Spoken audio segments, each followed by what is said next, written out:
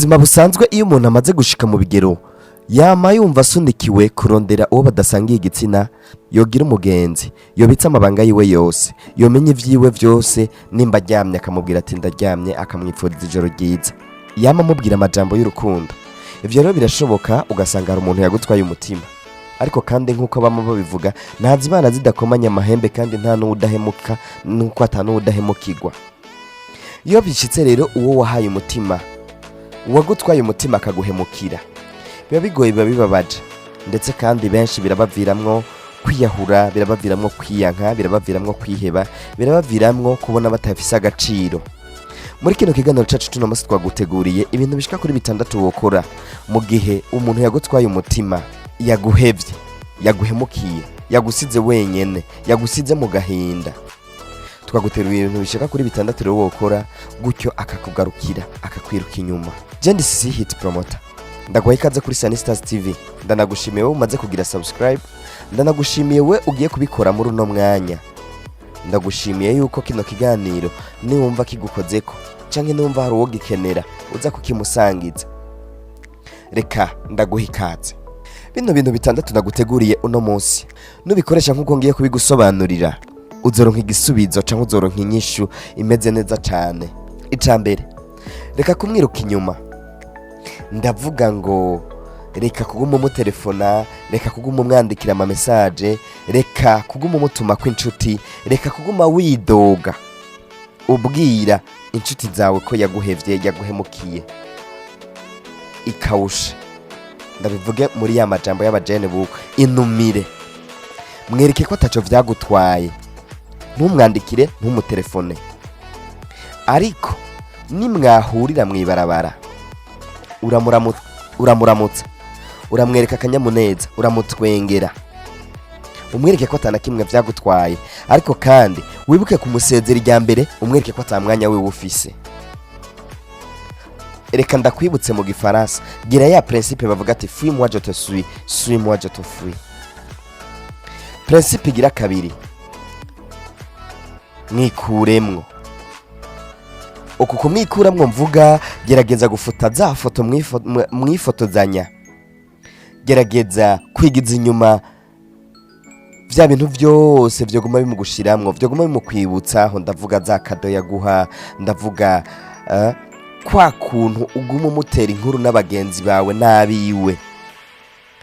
Mwima ikibanza mu mutima wawe.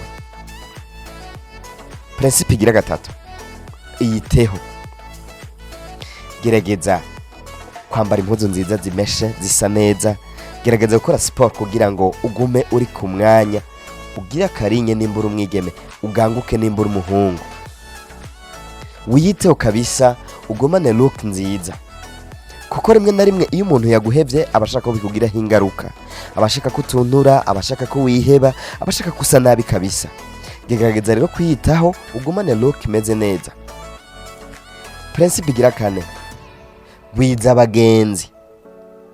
Nabona abantu bose muhuza, nabona abantu bose muganira, nabona abantu bose ari inshuti zawe, bizomutuma kubona yuko yahomvye umuntu w'akamaro mu buzima, bizomutuma kubona ivyo yakoze bidakogwa, gutyo agerageze kurondera uburyo kandi asubira kukugarukira.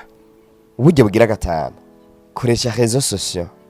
Koresha réseaux sociaux cyane mu kwipostinga, koresha réseaux sociaux cyane mu kwandika amajambo aryoshe, koresha réseaux sociaux cyane mu kumwereka ko umutima wawe utavyimvye kuba yaragusize, koresha réseaux sociaux mu kumwereka ko nubwo yagusize atakintu na kimwe vyagutwaye. Principe igira 6, kwiburisha, kwigira haha. Gerageza kabisa kuba busy, akurondere, akubure. Nimba gutelefonye mwitabe. Iyi principe muyitahure neza. Simvuze ngo nagutelefona uze wiburishe, oya. Gerageza hahantu mwaguma muhurira, hahantu mwaguma ugerageze kuhakwepa kugira ngo aze arakuronka nawe akoresheje inguvu. Ariko akuronse, gerageza kumuha umwanya, muganire, umutwengere, mugire ibinabiriya.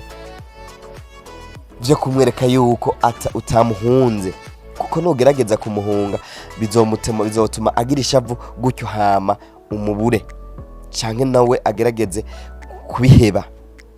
Ariko kukwiburisha mvuga, numuronka mukaganira, muha umwanya muto, umwereke yuko umwanya ari ukubanye muto, ariko iyo aba wari ufise umwanya mwari kuganira, gutyo azobona yuko uri uw'agaciro mu buzima wiwe, ndetse kandi ugifise akanovera. Hamwe naho azogarukira, naho uzosubira kumwigarurira cyangwa uzosubira kumwiha wese, azobona ko yakurosa akoresheje inguvu, gutyo bitazotuma kandi asubira kugusiga byorosha. Azobona ko uri uw'agaciro, azobona ko uzimvye. Gutyo rero ico umuntu arose yahabiye arakibungabunga. Reka ndagushimire wewe wafashe kano karyo ko kudukurikira, ndakwifuriza kugira umunsi mwiza, ndakwifurize kugira ibihe vyiza, ariko kandi ndagushimire wewe kino kiganiro wumvise ko kiri interesa, wumvise ko gifise akamaro, ukaca ugisangiza abandi.